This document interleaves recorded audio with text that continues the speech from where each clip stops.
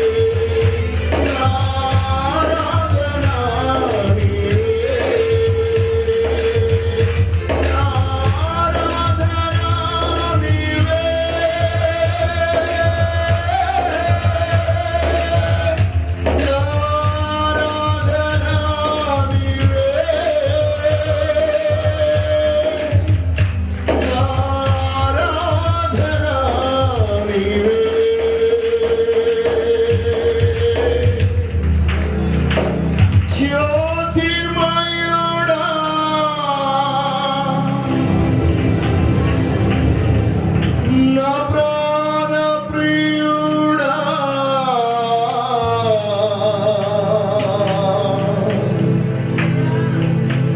స్తుతి మహిమలు నీకే. అందరూ చప్పట్లు కొట్టండి. ఉన్నత దేవుని నిండు మనసుతో పూర్ణ బలముతో పూర్ణ ఆత్మతో worship his holy name. దేవుని బలమైన సన్నిధి ఈ అభిషేకం మమజకు దిగి వచ్చునుగాక. ప్రతి బంధకాలు తెంచబడునుగాక. అపవాది తంత్రములు లయపరచబడునుగాక. ప్రతి ఒక్కరిని వేధిస్తున్నటువంటి వ్యాధులు, దురాత్మ సమూహములు, అపవాది తంత్రములు, ఆర్థిక ఒడిదుడుకులు, మానసిక ఒత్తిడులు యేసు నామములో ఇప్పుడే తొలగిపోవునుగాక. Oh God, we worship you. We glorify your name.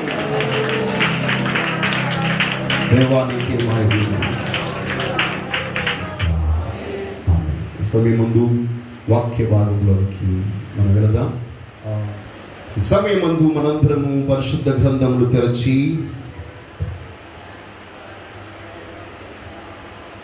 ప్రకటన గ్రంథం 9వ అధ్యాయం 20-21 వచనములను చదువుకుందాం.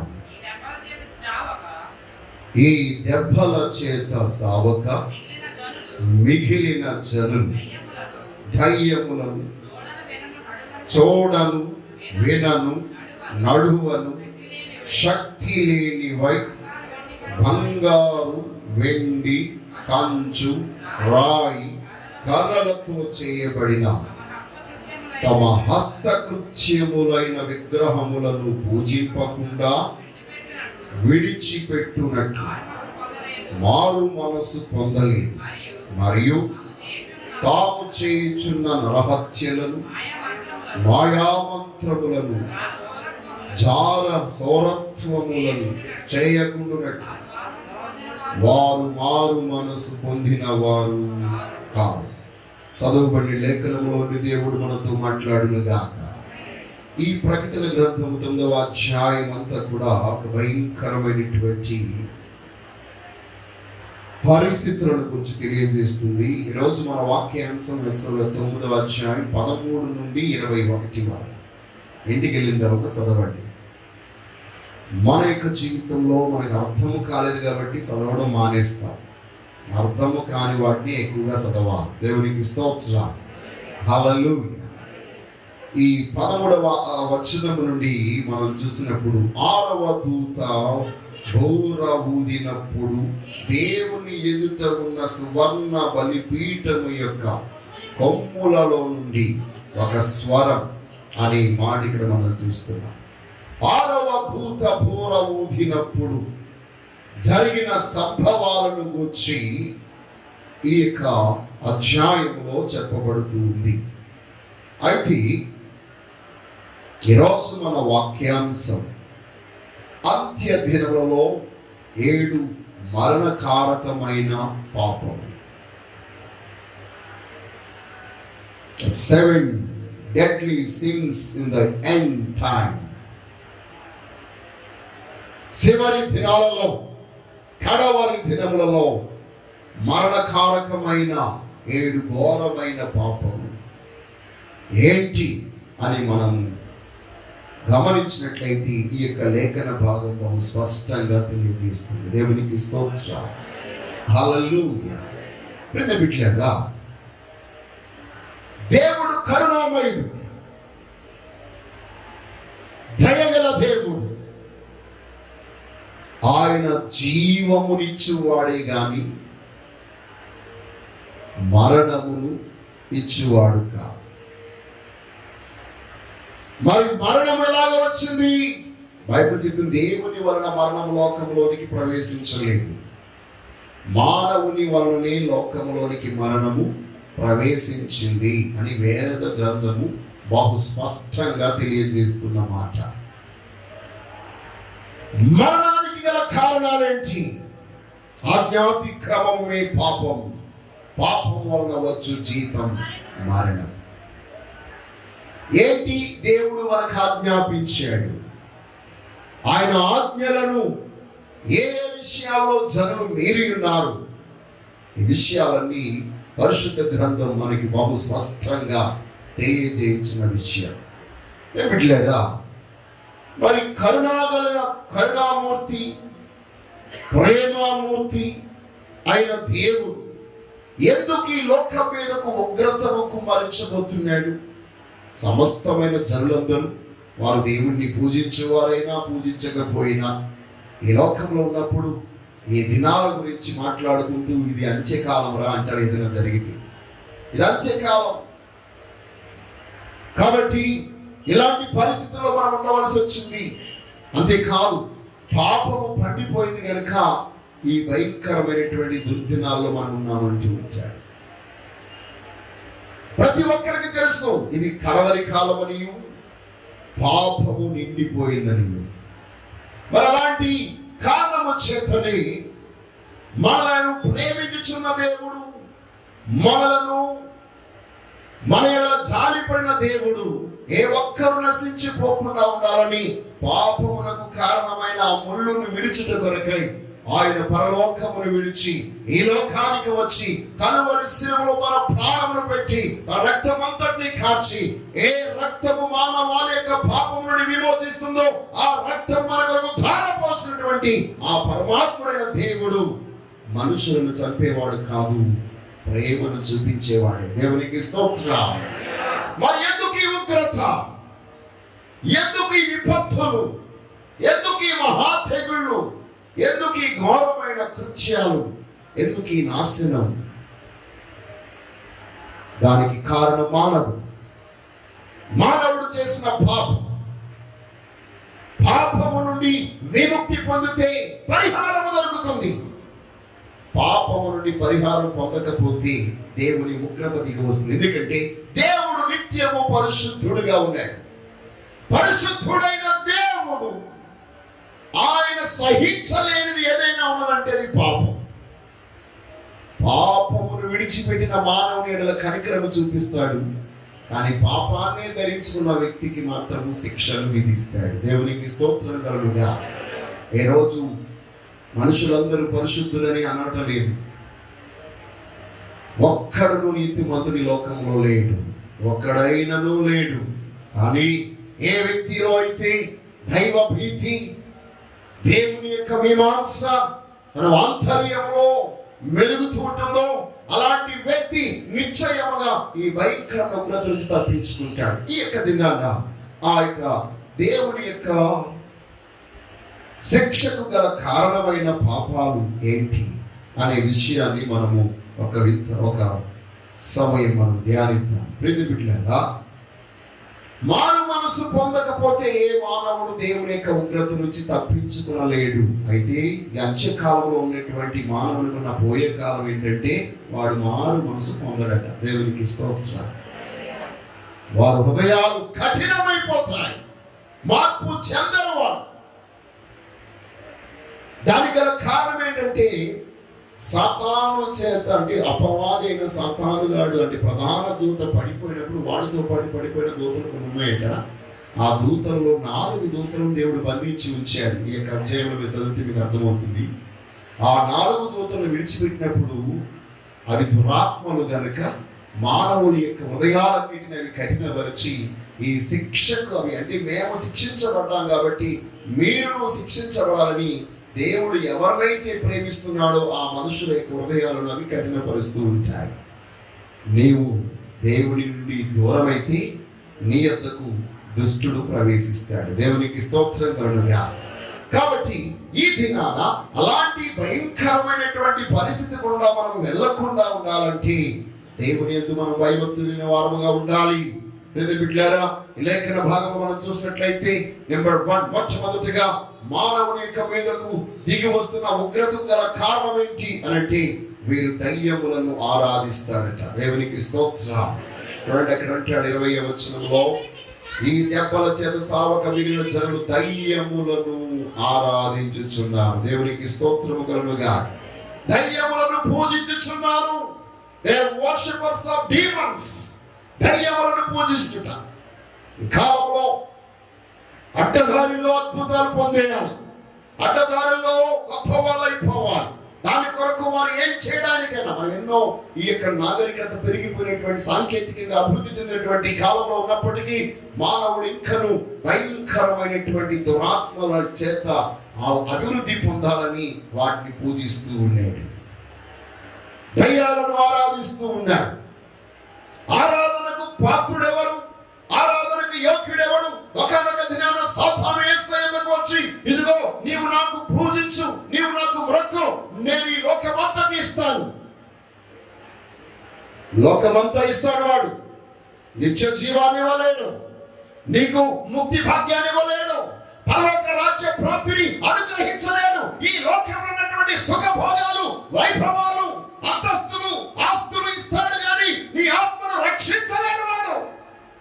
ఈనాడు మానవునికి చచ్చిపోయిన తర్వాత ఏమవుతాయి ఏంటి, బ్రతుకున్నప్పుడు సుఖపడిపోవాలి అని వాటికి మొక్కుతున్నాడు. ప్రియమైన వారులారా, చచ్చిన వాటిని, చచ్చిన వారిని, చచ్చిన పడద్రోయబడిన సాతానుని లేక దురాత్మలను, దయ్యాలను ఆరాధించుట దేవునికి వ్యతిరేకించుట. కాబట్టి ఉగ్రత అది ఎంత ఘోరమైన పాపం అంటే మరణాంతకరమైన పాపం. దేవునికి స్తోత్రం. దాన్ని ఎవ్వరు తప్పించలేరు. కారణమేమనగా నీవు క్రీస్తు రక్తముతో కడగబడవలసి ఉండి నీవే దయ్యాలకు రక్తాన్ని సిందిస్తూ ఉన్నావు. దేవుడు నీ కొరకు సిందించిన రక్తమును నీవు కాళ్ళతో త్రొక్కుతూ నీవు వాటికి రక్తదాహం లేక రక్తార్పణం చేస్తున్నావు. అది ఘోరమైన పాపం, ఎవ్వరు నిన్ను తప్పించలేరు. కాబట్టి అలాంటి పాపములు మానవుని యొక్క జీవితంలో అధికమైపోతున్నాయి. గుప్త నిధులు కావాలని సొంత బిడ్డలని చంపేసి ఇంటిని తవ్వినటువంటి వారిని ఈ కాలంలో మనం చూస్తున్నాం. రెండవదిగా మనం చూసినట్లయితే బిడ్డలారా, చేతి పనులను ఆరాధించడం, చేతి హస్తకృత్యములను, చేతితో చేసుకున్న వాటిని ఆరాధించడం. నిన్ను చేసిన దేవుని నీవు ఆరాధించడం లేదు, నీవు చేసుకున్న వాటిని నీవు ఆరాధిస్తున్నావు. ఇది చాలా ఘోరమైనటువంటి పాపం. నీ బ్రతుకులో ఎవ్వరు క్షమించలేనటువంటిది.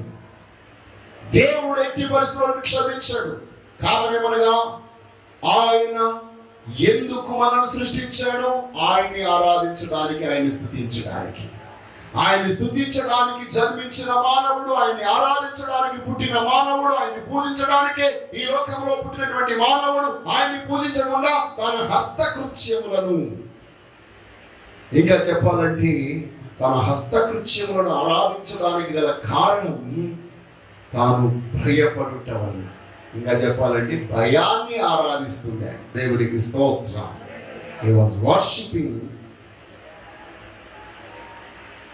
towards fear. భయాన్ని ఆరాధిస్తున్నాడు. ఎవరైతే భయపడతారో వాళ్ళు పూజించడం అన్నమాట. 14వ అధ్యాయం ఆ ప్రకటన గ్రంథం 14 ఆ వచనం కాకుండా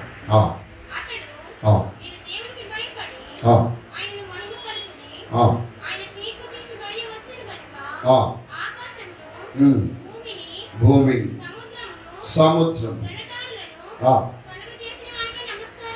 కలుగ చేసిన వానికి నమస్కారము చేయుడు. చాలు. తర్వాత ప్రకటన గ్రంథం 13వ అధ్యాయం 14వ వచనం. కత్తి దెబ్బ తిని బ్రతికిన ఈ క్రూర మృగమునకు ప్రతి మనము చేయవలనని అది భూనివాసులతో చెప్పుచు ఆ మృగము ఎదుట చేయుటకు తనకీయబడిన సూచన వలన భూనివాసులను మోసపుచ్చుచున్నది. దేవునికి స్తోత్రం. ఒక క్రూర మృగము, అది చూస్తేనే భయం. భయపడుతున్నారు కాబట్టి అది ఏం చెప్తుందంటే, ఇదిగో నా ప్రతిమను చేసి మీరు పూజించాలి, దాన్ని ఆరాధించాలి. దేవుడు ఎప్పుడు సాఫ్ట్గా ఉంచాడు, క్రూరంగా ఉండాడు. ఆ కరుణ కలిగిన దేవాది దేవుడిని విడిచిపెట్టి భయపెట్టే వాటిని వీరు పూజిస్తూ ఉన్నారు. అది ఘోరమైన పాపం. మూడవదిగా మనం చూస్తున్నట్లయితే బిడ్డలుగా నరహత్య చేయడం. ఏం చేస్తున్నారటండి? నరహత్య, మనుషులను చంపడం. తాము చేయించున్న నరహత్యలు అనే మాట మనం చూస్తే 21వ వచనంలో నరహత్య. నరహత్య ఎవరు చేస్తారు అసలు?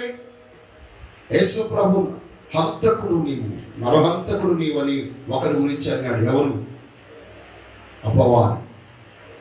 వాడాది నుంచి నరహంతకుడు, అబద్ధికుడు. చూడండి, యోహాను సువార్త 8వ అధ్యాయం 44వ వచనంలో మాట మనం చూస్తున్నాం.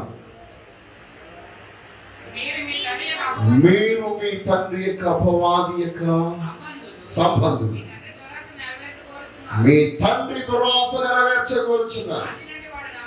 ఆది నుండి వాడు నరహంతకుడై ఉన్నాడు. దేవునికి స్తోత్రం కలుగుగాక. ప్రియమైన బిడ్డలారా, ఎవరు దేవుని ఉగ్రతకు పాత్రులవుతారు? ఎవరు దేవుని శిక్షకు అర్హులంటే ఎవరైతే నరహంతకులుగా ఉంటారో వారే. నిజమైన నరహత్య అంటే ఏంటి? యోహాను రాసిన మొదటి పత్రిక 3వ అధ్యాయంలో 12వ వచనం మనం చూస్తాము. నీ తోటి సహోదరుని ద్వేషించుటే నరహత్య. దేవుణ్ణి ప్రేమిస్తున్నామని చెప్తూ, దేవుణ్ణి ఆరాధిస్తున్నామని చెప్తూ, దేవుని ఎడల మేము ఇష్టం గలవారమని చెప్తూ, దేవుని కొరకు మా ప్రాణాలు ఇస్తామని చెప్తూ, నీ తోటి సహోదరి ఎడల నువ్వు ప్రేమ చూపించకపోతే నీవు హత్య చేస్తున్నావు. దేవునికి స్తోత్రం. దేవుడు ఇలాంటి సీక్రెట్ రహస్యపు హత్యలను విడిచిపెట్టే దేవుడు కాదైనా. దేవునికి స్తోత్రం. అలాగైతే ఈరోజు మనం అందరం ఏమై ఉన్నాం? తెలియచో తెలియకో మనం అందరం హంతకులైపోయామేమో. అలాంటి పరిస్థితి నుంచి మనం తప్పించబడాలంటే దేవుని కృప మనకి కావాలి. దేవునికి స్తోత్రం కలుగుగా. హల్లెలూయా, హల్లెలూయా. కాబట్టి నరహంతకులను దేవుడు ఎట్టి పరిస్థితుల్లో విడిచిపెట్టడు. అది మరణకరమైనటువంటి పాపం. తర్వాత మనం చూస్తుంటే 4వదిగా మాయాతంత్రములు. మాయాతంత్రములను కల్పించుకోవడం. దీన్ని 2 విధాలుగా చెప్పొచ్చు. ఒకటి మాయాతంత్రములు, ఇంద్రజాలం, మ్యాజిక్. రెండవది ఇంగ్లీష్, మనము గ్రీక్ భాషలో కనుక ఈ వాక్యాన్ని తర్జుమా చేస్తే ఈ మాయాతంత్రము అనేటువంటి మాట అక్కడ ఫార్మకియా అంటే ఫార్మసీ. ఇంగ్లీష్లో ఫార్మసీ అంటే డ్రగ్స్, మాదక ద్రవ్యములు. మానవుడు తనకు ఈ లోకంలో ఉన్నటువంటి పరిస్థితి, వాతావరణాన్ని మర్చిపోవడం కొరకు మత్తు పదార్థాలకి బానిసైపోతున్నాడు. ఇప్పుడు ఈ కాలంలో చూడండి, అందరు గొప్ప గొప్ప వాళ్ళు, సినియాక్టర్స్, కోటేశ్వరులు, వాళ్ళ కుమారులు అందరూ కూడా మాదక ద్రవ్యాల మత్తులో పడి వారి జీవితాలను నాశనం చేసుకుంటున్నారు. అన్ని చోట్ల ఇప్పుడు పట్టుబడుతున్నారు. అది ఘోరాతి ఘోరమైన పాపం. దాని కొరకు ఎవరిని చంపడానికైనా ఎంతకైనా తెగించేస్తూ ఉన్నారు. ఇప్పుడు ఫార్మసీ ప్రపంచాన్ని ఏలుబడి చేస్తుంది. దేవునికి స్తోత్రం. అది మరి మంచి మందైనా చెడ్డ మందైనా ఏదైనప్పటికీ ఇప్పుడు ప్రస్తుతం ఈ ప్రపంచాన్ని ఏలుబడి చేస్తుంది మాత్రం మాదక ద్రవ్యాలు. దేవునికి స్తోత్రం. ప్రజలు తెలియకుండా మత్తు పదార్థాలకి బానిసైపోతున్నారు. ఆ మత్తులో పడినటువంటి వారందరినీ ఏ మనుష్యుడు, ఏ దేవుడు తప్పించలేడు. శిక్షకు పాత్రుడు. మద్యముతో మత్తులై ఉండక ఆత్మతో ఆత్మపూర్ణులై ఉండుడి, దేవుని ఆత్మ చేత నింపబడి అంటున్నాడు. దేవునికి స్తోత్రం కలుగుగా. కాబట్టి ఈరోజు మన యొక్క జీవితంలో అలాంటి కుతంత్రాలలో, మాయా తంత్రాలలో పడిపోకుండా, మాదక ద్రవ్యాల యొక్క బానిసత్వానికి గురి కాకుండా ఉండాలి అంటే మీకు ఒకే ఒక మార్గం. మీరు ఎంతటి భయంకరమైన ఘోరమైన పాపములో ఉన్న మాదక ద్రవ్యాల యొక్క బానిసలుగా మారిపోయినా మిమ్మల్ని రక్షించడానికి, విడిపించడానికి ఒకడున్నాడు. ఆయనే ప్రభు అయిన యేసు క్రీస్తు. ఆయన రక్త ప్రోక్షణం ద్వారా ఎంతటి ఘోరమైన స్థితి నుంచి మనం విడుదల పొందుతాం. దేవునికి స్తోత్రం కలుగును గాక. హల్లెలూయా. ఐదవదిగా మనం చూసినట్లయితే బిడ్డలారా, జారత్వం. జార సోర అనేది కదా ఇక్కడ. జారత్వం, పాపం. అందువరకు అపోస్తలుడైన పౌలు కొరింథీయులకు రాసిన మొదటి పత్రికలో 6వ అధ్యాయంలో అంటాడు కదా, 18వ వచనంలో అనుకుంటాం, జారత్వం నుండి పారిపోండి అంటున్నాడు. అయ్యా, జారత్వమునకు దూరముగా పారిపోవుడి. ఏం చేసేటట? మనుషులు చేసే ప్రతి పాపము దేహమునకు వెలుపల ఉన్నది గాని జారత్వము చేయవాడు తన సొంత శరీరమును హానికరమును పాపము చేయించున్నాడు. కాబట్టి జారత్వము నుండి దూరముగా పారిపోడు. ఈనాడు ప్రస్తుతం జారత్వం అంటే కోర్టు కూడా డిక్లేర్ చేసేసింది, పాపమే కాదు, మీ ఇష్టం వచ్చినట్టు ఎంజాయ్ చేయొచ్చు. హైకోర్టు డిక్లేర్ చేసింది, మీరు ఎవరినైనా తీసుకెళ్ళిపోవచ్చు, ఎవరితోనైనా వెళ్ళిపోవచ్చు, ఏ ప్రాబ్లం లేదు, కేసు లేదు. ఒకప్పుడు అలా వెళ్తే కోర్టులో కేసులు ఇవన్నీ ఉండి, ఇప్పుడు అది లేవట. Declared public. చాలా ఘోరం. పురుషులతో, స్త్రీలతో పెళ్లిళ్ళు చేసుకోవడం ఎక్కడెక్కడో ఆలకించే వాళ్ళని ఇప్పుడు మన ఆంధ్రప్రదేశ్లోనూ మన యొక్క జిల్లాలోనూ జరిగిపోతున్నాయి. దేవునికి స్తోత్రం కలుగుగా. ఘోరమైన పరిస్థితులు. చాలా మంది అవి చూసి నవ్వుకునే వాళ్ళు కొంతమంది ఉన్నారు, వాటి కామెంట్ చేసే వాళ్ళు కొంతమంది ఉన్నారు. కానీ క్రైస్తవులు అక్కడ మాత్రమే బాధపడే వాళ్ళ కోసం ప్రార్థన చేస్తారు. దేవునికి స్తోత్రం కలుగుగా. ఈరోజు సంఘమా, మేల్కొని ప్రార్థన చేయి. అలాంటి భయానకమైన ఘోరమైన పాపములో ఏ ఒక్కరు పడిపోకుండా నీ తోటి సహోదరులు, నీ కాలనీ వాసులు, నీ గ్రామస్తులు, నీ పట్టణస్తులు, నీ జిల్లా వాసులు, నీ రాష్ట్రంలో ఉన్నవారు, నీ దేశంలో ఉన్నవారు, ఈ దేశ క్షేమము, ఈ దేశము దినదినము క్షేమాభివృద్ధి పొందగలగాలి అంటే ఈ దేశం ఇలాంటి పరిస్థితికి దూరముగా ఉండాలి. దేవునికి స్తోత్రం కలుగుగా. హల్లెలూయా. ఎందుకనగా దేవుని చేతిలో పడుట భయంకరం. ఆయన దహించు అగ్ని అయి ఉన్నాడు, ఆయన పాపమును సహించువాడు కాదు. 6వదిగా మనం చూసినట్లయితే దొంగతనం. పట్టపగలే నిలబడి ఉన్నప్పుడే దొంగతనాలు జరిగిపోతున్నాయి. అంత ఘోరమైనటువంటి కాలంలో మనం ఉన్నాం. బయటికి వెళ్ళి క్షేమంగా తిరిగి వస్తామనే నమ్మకం మనకి లేదు. ఎక్కడ చూసినా సొంత ఇంటిలోని దొంగలు. తండ్రి యొక్క ఆస్తిని దొంగలించిన కుమారుడు,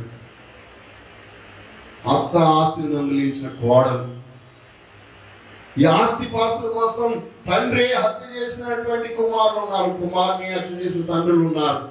చాలా ఘోరమైనటువంటి పరిస్థితి. దొంగతనం దినదినము విచ్చలవిడిగా పెరిగిపోతుంది. ఆ చెట్టి గ్యాంగ్ అని, ఈ గ్యాంగ్ అని, ఆ గ్యాంగ్ అని, ఎన్ని పేర్లు అన్ని పేర్లు వచ్చేస్తున్నాయి. అంబరవేలు గ్యాంగ్ అట, బనీలు గ్యాంగ్ అట, ఆ సెడ్డి గ్యాంగ్ అట, ఏవేవో గ్యాంగులు ఉన్నాయి. చాలా ఘోరం. వాటికి వల్ల పెద్ద పేరు, హోదా. దొంగతనానికి చాలా పెద్ద పేరు. అదొక బిజినెస్ అయిపోయింది. దేవుడు క్షమించేవాడు కాదు, దేవుడు అన్నిటిని చూస్తున్నాడు. దేవునికి స్తోత్రం. 7వదిగా మారు మనసు పొందని హృదయం. వారు మార్పు చెందలేటట్టు చూడనట్టున్నాడు. వారు మారు మనసు పొందిన వారు కావు. They don't repent. వారు హృదయాలు హార్డైపోయాయి, హృదయాలు కఠినమైపోయాయి.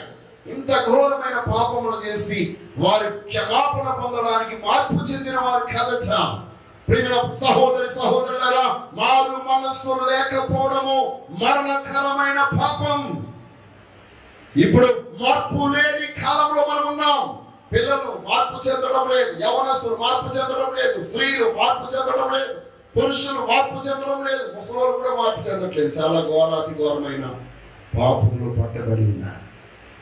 అలాంటి కాలంలో ఉన్న మనము అన్ని చూస్తున్నప్పుడు వాటిని బట్టి మనం ప్రేరేపించబడిన వారు కాకుండా వాటిని చూసినప్పుడు మన హృదయాలు నొచ్చుకొని దేవుని సముఖంలో మనం విరిగి నలిగిన హృదయం గల వారమై మన మనస్సును వ్యర్థన చేసుకున్న వారమై ప్రార్థించే వారమై ఉండాలి.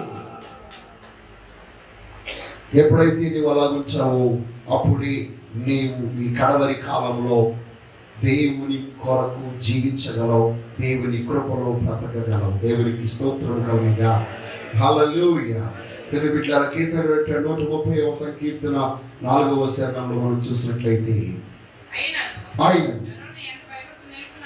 జనులు యందు భయభక్తులు నిలుపునట్లు నీ యొద్ద క్షమాపణ దొరుకును. ఈ లోకంలో సమస్త మానవాళిని క్షమించడానికి ఎప్పుడు సిద్ధ మనసు గల వారు ఎవరైనా ఉన్నారంటే ఆయనే ప్రభు అయిన యేసుక్రీస్తు. జనులు నీ యందు భయభక్తులు నిలుపునట్లు నీ యొద్ద క్షమాపణ దొరుకును.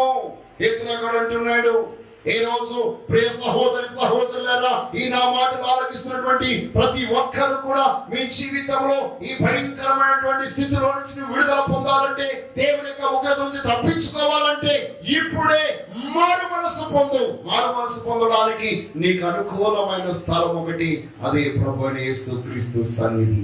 ఆయన యొక్క క్షమాపణ నిత్యము దొరుకుతుంది. అందుకొరకే సామెత గ్రంథంలో జ్ఞాని సొలొమోను అంటాడు 28వ అధ్యాయం 13వ వచనంలో మనం చూసినప్పుడు, అతిక్రమములను దాచిపెట్టువాడు వాటిల్లడు, దాని ఒప్పుకుని విడిచిపెట్టువాడు కనికరము పొందుతాడు. అతిక్రమములు మానవ సహజం, తప్పిదాలు చేయడం మానవ సహజం. కానీ ఎప్పుడైతే నేను తప్పు చేశానని తన హృదయంలో తన మనస్సాక్షి తను గద్దించినప్పుడు అది ఒప్పుకుని ప్రభు సముఖంలో విడిచిపెడతాడో తాను కనికరాన్ని పొందుతాడు. మరొక మాట మనం చూస్తాం, అపోస్తుల కార్యములు 3వ అధ్యాయం 19వ వచనంలో మనం చూసినట్లయితే, ప్రభు సముఖము నుండి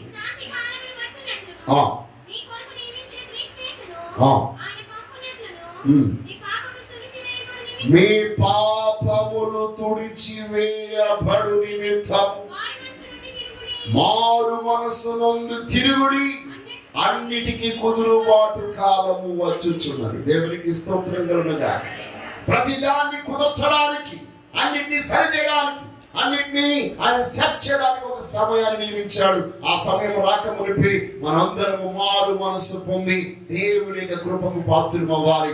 లేకపోతే మనము దేవుని సింహాసనము ఎదుట, తీర్పు సింహాసనం ఎదుట నిలబడవలసిన వారమే ఉన్నాం. నీవు తీర్పులోనికి పాలు పొందకుండా దేవుని సన్నిధించే సుఖములను అనుభవించగలగాలంటే దానికి ముందుగానే ఆ సమయం రాకముందే మనము మారు మనసు పొందాలి. ఈ యొక్క సమయంలో నేను మీకు తెలియజేస్తున్నటువంటి మాట, ఎవరు మారు మనసు పొందుతారు? సామెత గ్రంథం 27వ అధ్యాయం 12వ వచనంలో అంటున్నాడు కదా, జ్ఞానస్తులు చెప్తున్న మాట, ఎవరైనా బుద్ధిమంతుడు అపాయము వచ్చుట చూచి తాగును, జ్ఞానము లేని వారు యోచింప ఆపదలో పడదు. ఈరోజు నీవు బుద్ధిమంతుడిగా ఉన్నావా, లేక జ్ఞానము లేని వాడిగా బుద్ధిహీనుడిగా ఉన్నావా? జ్ఞానము గలవాడు తన యొక్క జీవితంలో అపాయం వచ్చినప్పుడు ఆశ్రయాన్ని వెతుక్కుంటాడు. జ్ఞానము లేనివాడు లేక బుద్ధిహీనుడు యోచింపకై ఆపదలో పడిపోతాడు. ఈ ప్రస్తుత కాలం ఉన్నటువంటి ఈ భయంకర ఆపద నుంచి నువ్వు తప్పించబడాలంటే, ఉగ్రత నుంచి తప్పించబడాలంటే, చాలా మంది హేతువాదులు, చాలా మంది వేదాంతులు, దేవుడు కరుణామయుడు ప్రేమ గలవాడు కదా, ఎందుకు ఈ మానవాన్ని శిక్షిస్తున్నాడు, వీటి మీద ఎందుకు ఉగ్రత వస్తుందంటే, దేవుడు మానవులను శిక్షించట్లేదు, మానవులలో ఉన్నటువంటి పాపాన్ని శిక్షిస్తున్నాడు. ఆయన పాపమును సహించేవాడు కాదు, పాపము నుండి విముక్తి కలిగించడానికి ఆయన సమయం ఇస్తున్నాడు. కాబట్టి ఇదే అనుకూల సమయం నీ జీవితంలో మార్పు చెందడానికి. జ్ఞానివై ఉంటావు, అజ్ఞానిగా ఉంటావు, అది నీ ఇష్టం. చాలా మంది ఈ మాటలు వింటున్నారు ఈరోజు. వాళ్ళందరికీ నేను తెలియజేస్తున్నటువంటి మాట, దేవుని ఉగ్రత నుంచి తప్పించబడాలంటే బుద్ధిమంతుడిగానే ఉండు. బుద్ధిమంతుడు ఆశ్రయాన్ని పొందుతాడు. ఆశ్రయపురమే ప్రభు అయిన యేసుక్రీస్తు. అజ్ఞాని ఆపదలో పడతాడు. కాబట్టి ఆపద ఎవరికి వస్తుందంటే జ్ఞానికి కాదు, అజ్ఞానికే. నేను నమ్ముచున్నాను ఈ రోజు నా మాటలు వింటున్న మీరందరూ జ్ఞానులు. దేవునికి స్తోత్రము కలుగుగాక.